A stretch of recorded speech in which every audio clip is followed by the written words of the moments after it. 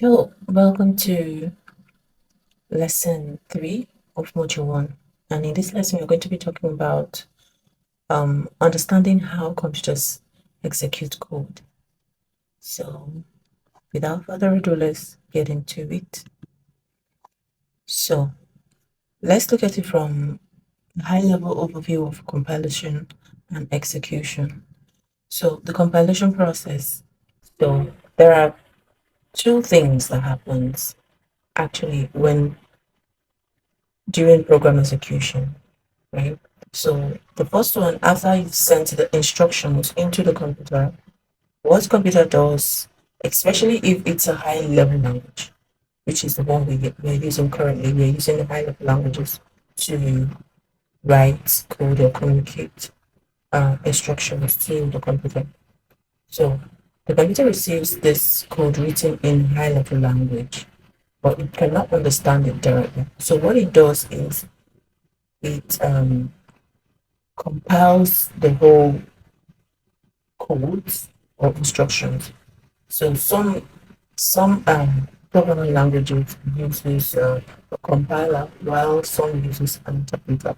But both of them would do the same thing, which is translating the high-level language to an object code, which is a low-level language, so that the computer can understand and then execute the code. So after compilation process, when this is when the source code is translated into the machine code. The source code is the code, the instruction you just wrote in high level language. That is what is referred to as source code. While the object code is now the translated language now. It's now in the machine code, which is a native language of the computer. So before the computer can now execute. Computer can now understand what the instruction is all about and then begins processing, which is the execution phase. In the execution phase, the machine code is executed by the computer's CPU following the sequence of instruction, which is the sequence of instruction that you have written because you are the one writing the instruction now. So it's just going to take it step by step and execute whatever problem or program given to it to just execute it. So let's go. Understanding source code, object code, and executables. So the source code, like I said, is the human readable code written by programmers using programming languages. So like JavaScript, like PHP, Swift, you have Python, all these languages, whichever language you're writing, it's a high level language and computer does not understand it. So when after writing those codes and sending it to the computer, it is called a source code. Yeah, because it reads like human, it's a human readable code, human readable language. So it reads like English, or because we use 1, 2, 3 ABC to represent words and characters and all. While the object code is the intermediate code generated by the compiler or interpreter from the source code. So after writing your code, then the compiler of the language that you've written, which is the translator, each language has its own translator. It could be compiler, it could be an interpreter. So whatever it is, the compiler compiles the whole project, the whole code together, and then translates it, while the interpreter just would take it one after the other and interpret each line of code to the computer. So, but basically they do the same thing. What they do is interpret just translates the high level language, which is the source code, to the object code. And then the executables. The executables are like the final machine code produced after compilation. So after compilation, which can be directly executed by the computer. So the machine code does not need further translation. So after the whole translation and compilation, it is now called executable because the computer can now directly execute the program. So introduction to programming paradigm. Okay, we have the procedural programming, we have object-oriented programming, and we have the functional programming. So let's talk about procedural programming. Procedural programming focuses on procedures and routines that perform operations on data. It uses procedures basically, while the object-oriented programming organizes code around objects that encapsulates data and behavior. The object-oriented programming uses objects to represent codes, while the functional programming emphasizes on the evaluation of functions and avoids changing states and mutable data. So I'm going to be giving you or showing you the tools you need to start writing codes immediately because I want you to be writing along with me. So the main thing about programming is coding, learning to write codes, and you have to keep practicing. You have to keep practicing. Don't just learn, watch the video, and then put away your system.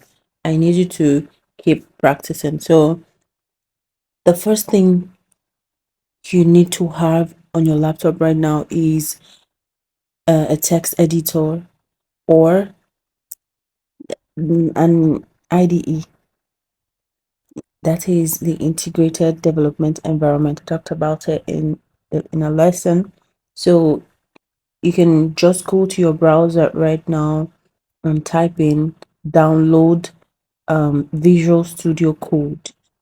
It's a free open source code editor, you can that you use to write JavaScript codes and HTML, CSS, and all that.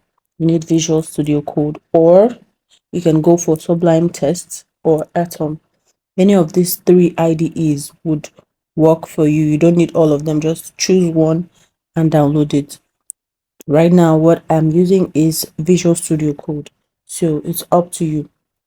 The next thing you need to have is a web browser. I believe you have a Google Chrome on your laptop or Mozilla Firefox, or if you're using Mac, like me, you would have a Safari. So depending on any web browser you have, any of them would work for testing and debugging of JavaScript, because we are going to be focusing more on JavaScript in this tutorial or in this course. So for web browser, I would suggest you download a Google Chrome, right? So alongside with your Visual Studio Code, to write JavaScript, you need to download node.js. Just go to your browser again. That is, after downloading Visual Studio Code, download node.js. You'll see, just go type in node.js, download, and you will see, it will just take you straight to the website where you can download it. You see the download button there, click on it, and there's a direction on how to do that. Just follow the steps and you'll be able to download node.js, right? And that's it. So you also need a version control system. I talked about it, or I've spoken about it in our lessons. So that is Git. Create an account on GitHub. So GitHub is a platform for hosting and sharing your code repository. For it also helps in collaboration when you're working with different programmers.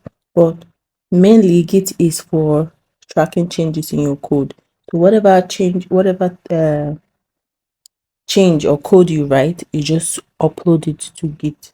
But for now, it is not compulsory. You can just save them on your laptop, but make sure to create an account on GitHub so that you can start pushing your code to GitHub. Just to keep track of what you're doing and what you're learning so far. So for online resources, you can I would recommend W3 Schools. Is beginner friendly. They have tutorials and also examples. So you can get more examples there and try out, keep practicing writing code. The main thing you need is to install a text editor, that is Visual Studio Code or anyone you prefer. Then set up Node. Install node.js from the official website, which includes the npm. Then start writing your code. Write and run your code. So I'll show you what. Okay, I think I already showed you what your Visual Studio Code looks like. So this is where we're going to be writing our program, writing our code and all that. So this is it. Right. Now let's get into writing codes proper. The lesson has provided an overview of how computer executes code, covering compilation, execution, and programming paradigm. The importance of this lesson that we've just had is understanding the process. Understanding the process which computer uses to execute code is, for programmers, is very important. So it's crucial for programmers to write efficient and optimized code. So in order to do this, you have to understand the process. You have to understand the process which computer follows to execute this code. So, well, in our next lesson, I guess we are going to be exploring further specific programming languages and paradigms, and also, start writing codes. So if you have any questions, don't forget to drop your questions. I'm always open and ready to answer them. Thank you very much. I will see you in module 2. Great job on completing your first module. Remember, every expert you see today started as a beginner. They were once like you, just starting out in coding. So never lose focus, keep pushing forward, stay curious, never stop learning, and keep researching. Take it one step at a time and keep researching. Practice, practice, and practice. You're on the path of becoming a skilled programmer. I'll see you in the next module. Bye.